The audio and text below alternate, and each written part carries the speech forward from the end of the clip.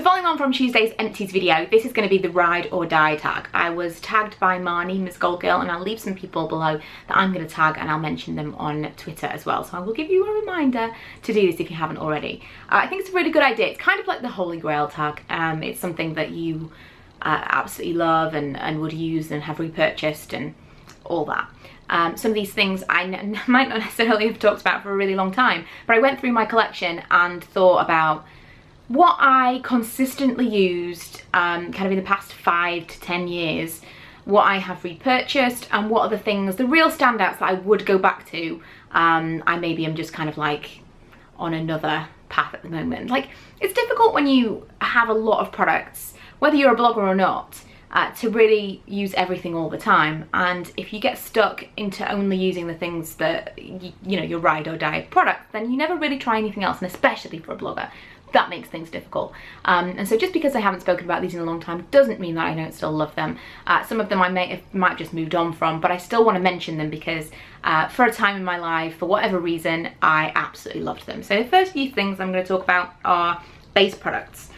Some categories I feel like I didn't really have anything, and some I had several, so that's just how I'm going to go with it. I've got two foundation-y type things from years past. One is the Garnier BB cream.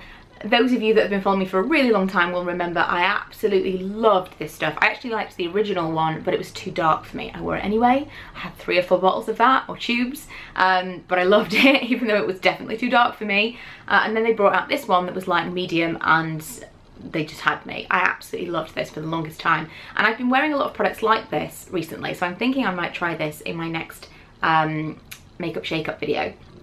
Did I call it Shop My Stash? I can't remember. Anyway, that. Because this kind of reminds me of like the Bourjois BB cream that I like, or CC cream it's called, and the, you know, the various like tinted moisturiser type products I've been really into recently. So maybe I will still actually love this. But once upon a time, this was my ride or die. I loved it so much I repurchased it several times.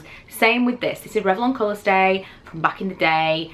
It was amazing. They have changed the formula. I don't know what they've done to it, but instead of it kind of setting, it now just kind of sits on my skin. I feel like they've added more silicones to it, so maybe it looks more perfect. Makeup Forever HD foundation is a great example of that for me. I wore that once or twice, I just could not get along with it at all. And it was expensive as well. I think I got it from IMATS. And I really, really wanted to like it, and I just didn't, because although, yeah, okay, it looked great, as soon as I touched my face at all, it smeared. It never set, and that's how I feel about the new Colorstay. The original Colorstay was completely amazing, so amazing that every time someone told me they were trying or buying Estee Lauder Double Wear but they hadn't tried Colorstay, I would scoff. Be like, how ridiculous are you being, spending £29 or whatever Colorstay or Estee Lauder Double Wear costs when you haven't even tried this, and it is amazing. I was the biggest advocate for it, and they changed it, and now it sucks. So I wanted to mention it, although I wouldn't recommend it anymore. And so I do have my Estee Lauder Double Wear, which is now my mainstay. This is the thing that I would never be without. I don't wear it every single day anymore because I don't feel like it's great for my skin to have a really heavy foundation. But now it's coming into autumn, winter, in theory, I probably will go back to this. It's not about coverage for me, and the light version of this is okay. But I just use this and sheer it out. I use less of this than I would the light. But it's not about coverage, it's about lasting power, and this has it.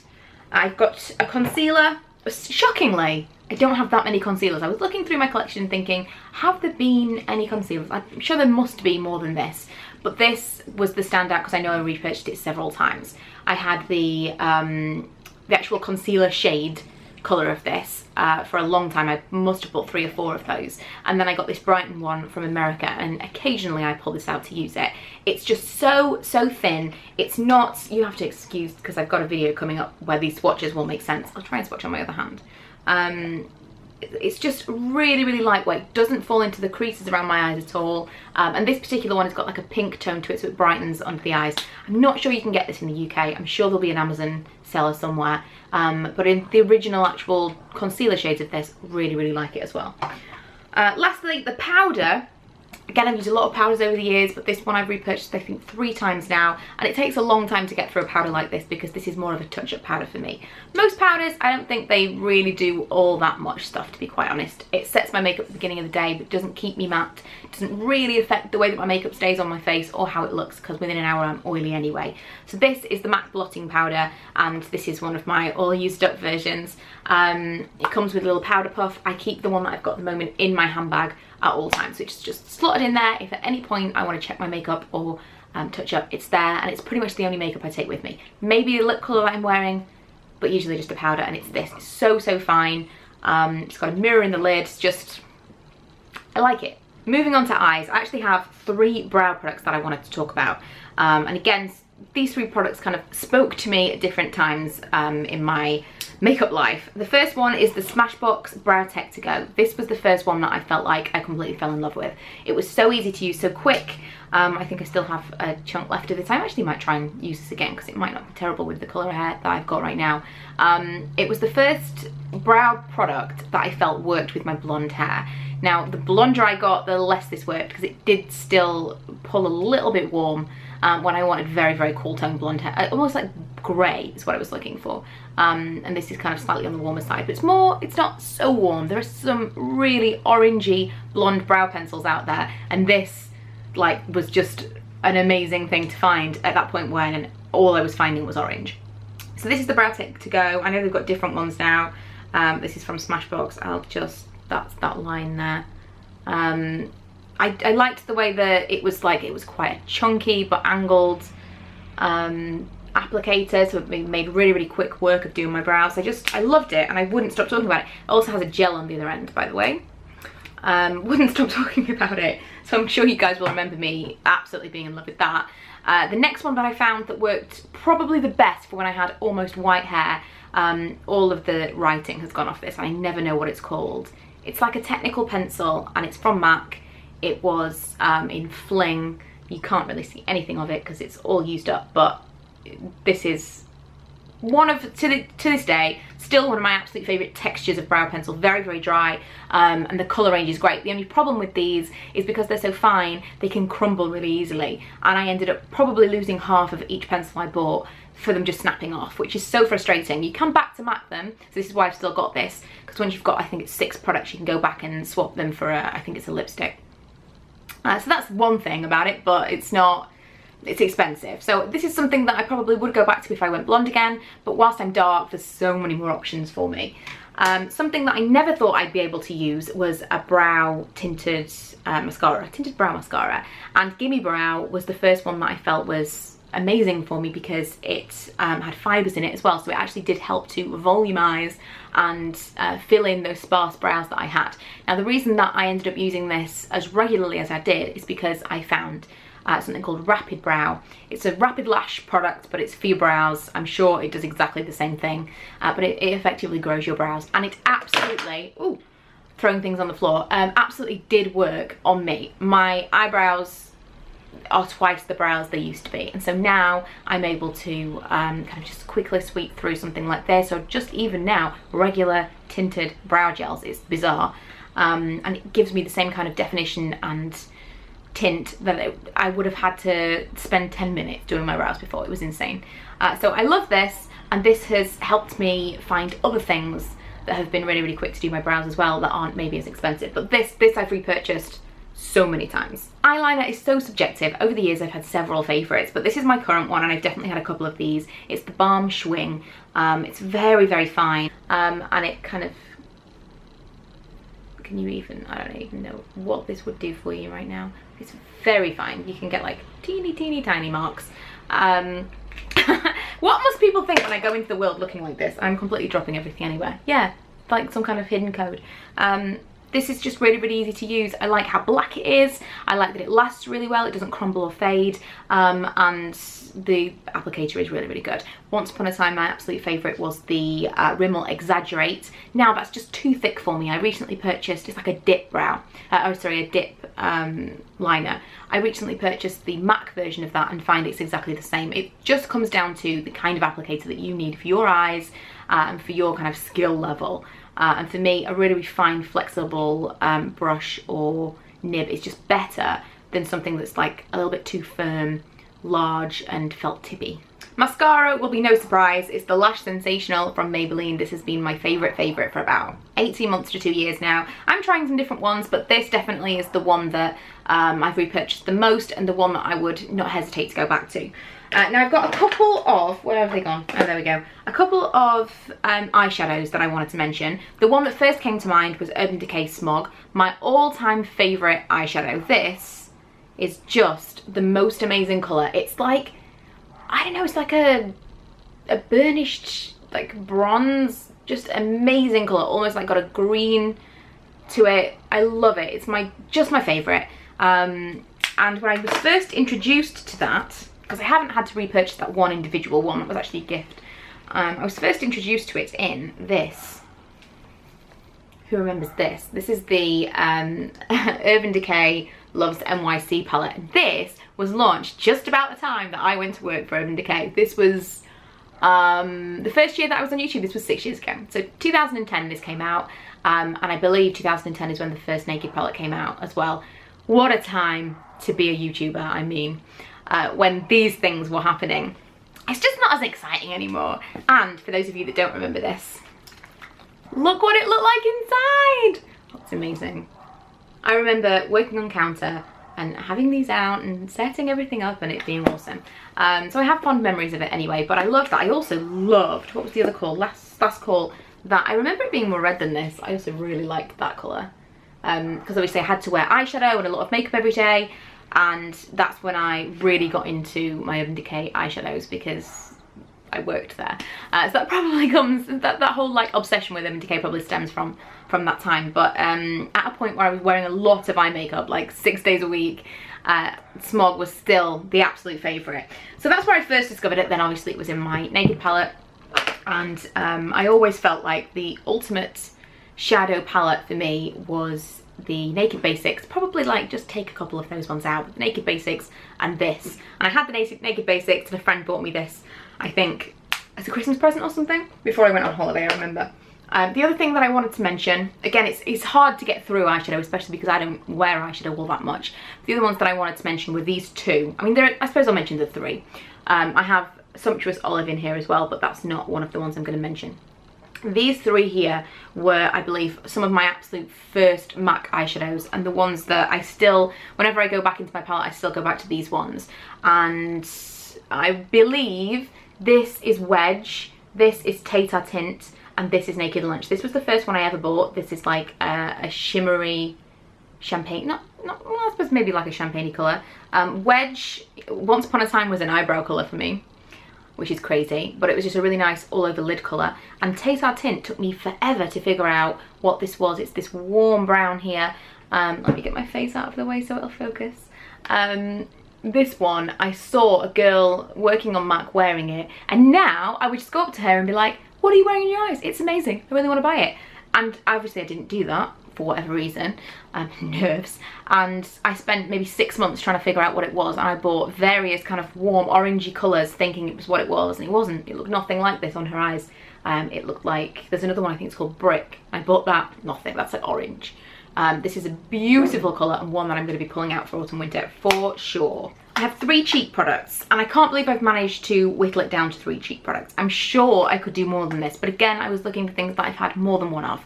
So the most recent one would be the Freedom Pro Highlight in Ambient. Again, something that you guys won't be surprised at because I've had at least 3 of these. And I don't even highlight that often, it's crazy. Because of how glowy and just sheeny this is rather than sparkly and very, very overly highlighty, because it's very subtle, I wear this probably just more. I wear it kind of just on more areas of my face. I don't just concentrate on here, I'll go like more into this area. It's something I want to illuminate rather than add shimmer. It's just a beautiful sheen. Like, look at that, it looks like a cream, right? Gorgeous. I'm running out of places to swatch. Can you see that? I think the idea is that you can't see it, because no, you can barely see that, but that's what I want. I don't want a big frosty something. There's actually a gorgeous colour in the new palette, which I'm going to show you I think I actually swatched it in my last Tan Beauty video. I'm going to show you it in Get Ready With Me very, very soon, because that's equally as beautiful. But yeah, that had to be mentioned. And I've got two old products that's going to be really testing who watched way back when.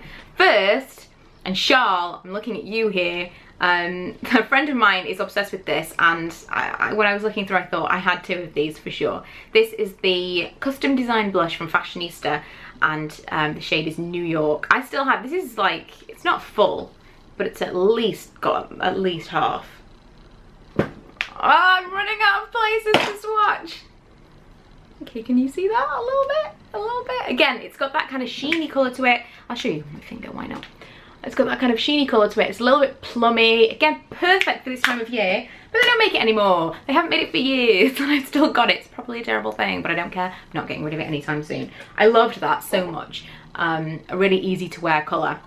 Same with this. Although, just talking of this kind of palette, this was click outable. I'll show you.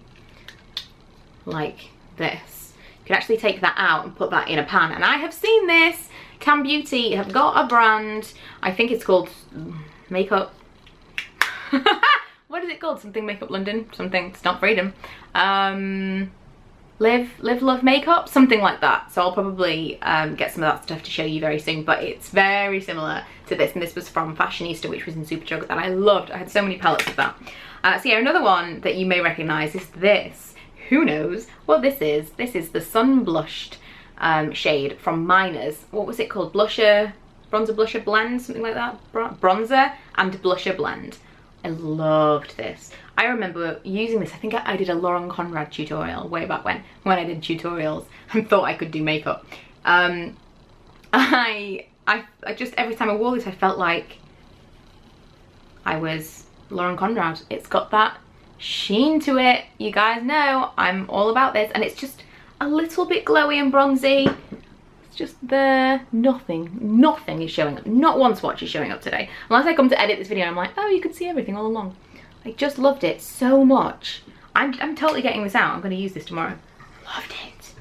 So pretty. Weirdly, this was one of those brands that you could pick up in like pharmacies and stuff. It was a brand when I was a kid. Mine was a big thing. I say a big thing, but you know, it was a brand that I was aware of. But like Constance Carroll, who remembers that?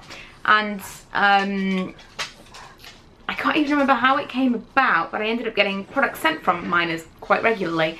And now they've got a little Miners stand in my local House of Fraser outlet. How strange, but yeah, if you can get this, I still think it's an excellent product. This is the point where I should talk about lipstick, and I just can't. The only thing that I would say right now, if you were to say to me, I'm going to get rid of absolutely every single one of your lipsticks, what would be the first one you repurchase? It would be MAC's Faux. It is my holy grail, my lips but better colour, my most flattering nude, and I love it. And so that probably would be the answer. But there are so many lipsticks in the past that have had that, I've had that phase of, oh my god, I can't live without this one particular colour of this one particular product, that I didn't really want to get into it. I may do a whole separate video on that because it would just be the longest. But yeah, I'm skipping lips because I can't get into it. But I do have one last category, which is the rest. One of these is again something that always comes up whenever I do kind of holy grail type videos. This always comes up, and it's the Clean and Clear Dual Action Moisturiser. This is my spot treatment. Whenever I get any kind of breakouts, and it's like, this is empty right now. I've always got 3 or 4 of them, and I believe they're almost all empty, which is probably a testament to how good my skin's been recently, that I haven't run out and got another one. But Ella has started to suffer with little minor breakouts, and I'm like, right, I need to get some more of this in because this is like amazing. The way that I use this is not as a moisturiser. I wouldn't say put it all over your face because I find it to be quite drying. I use it as a treatment, so I literally get a dollop of it and put it on the area. But I've been using this for like 15 years, easily. Way back when, if I was in the house all day and I had somewhere to be at night, you know, like if it's a Saturday night, get up in the Saturday morning, I put it all the areas that needed to be dealt with. I would put a huge dollop on, and throughout the day I would just make sure it still got loads on. And then I say, if you were going out like 7 o'clock at night, say 4, fully cleanse your face and then put some kind of like moisturising mask on just to get rid of any of the dryness areas that are around the breakouts, but it will have diminished. It is magic, absolute magic stuff, but not used as a moisturiser. This should be a spot treatment, and it's like £3.50. there is, what, 100 ml of this. It's a huge amount if you use it like that. Magic. So that's always the thing that I mention if anyone says what's, you know, your holy grail thing. There's loads of skincare stuff I've used over the years. There's not one thing that I can think this is the thing that I couldn't be without, because I'm so terrible at skincare. I've used tons of different cleansers, tons of different moisturisers, and I can't think of anything right at this very moment that I would be desperate to go out and repurchase. I really liked the Quarterly Beauty Elixir, but that's just because it smells nice. A hair product that I've had several times now and really miss because this is just finished. It's the Pureology Colour Fanatic Multitasking Hair Beautifier. This does multiple different things. It's like a leave-in conditioner, it's a heat protectant. I've got like, my hair is terrible today. I can just see in the viewfinder, I see all these like little sticky up bits that are driving me nuts. Anyway, this, if I had this on my hair, that wouldn't be a problem. I remember when my hair was super damaged and just very dry and awful. I was on holiday and I didn't really want to do anything with it, and I would spritz this in and then just let it air dry. My hair felt so soft and lovely, and it was all thanks to this. So if you've got damaged hair or just hair that you want to take care of, this is an amazing product. And lastly, the Seche Vite, the wonder of the nail world. I don't have any particular nail polishes that I really want to narrow down as ride or die favourites. It's hard. Again, it's the same with lips, like it's too difficult. But this is amazing. Regardless of what nail colour I'm wearing, this is always on top of it. It makes my nail polish last longer. It's super fast drying. You can use it on your nails when they are wet. Well, you can do that. I have, and you can. I feel like when you use it on your nails and they're wet, you get a glossier finish. It's strange. But I use it when they're not 100% dry, and this helps to dry the whole thing. It like somehow permeates through the nail polish and everything gets rock solid. It's just better. And yeah, super glossy shine. The amount of times that people have asked me if I've got gels on when I'm wearing this, I cannot count. So many times. It's the best. I know there are weird things about, like there are certain warnings on this. What is the warning on the back of this? There's something strange. No, this is all in a foreign language, so I have no idea. But there was some kind of strange warning on this about like it being dangerous to your health, but it's nail polish, you know, don't ingest it, don't do anything crazy, and you'll be fine. Don't be like sniffing it, don't inhale. It's a nail polish, you know?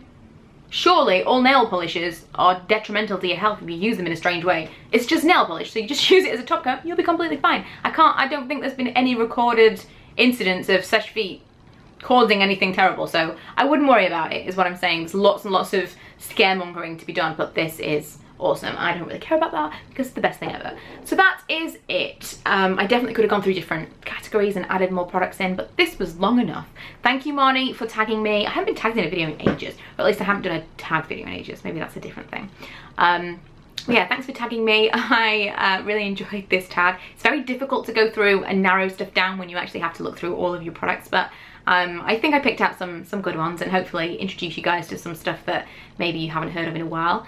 And hopefully everything's still available, apart from the Fashionista blush. Sorry, Shell. Yeah, that's it, and I'll see you guys next time. Bye!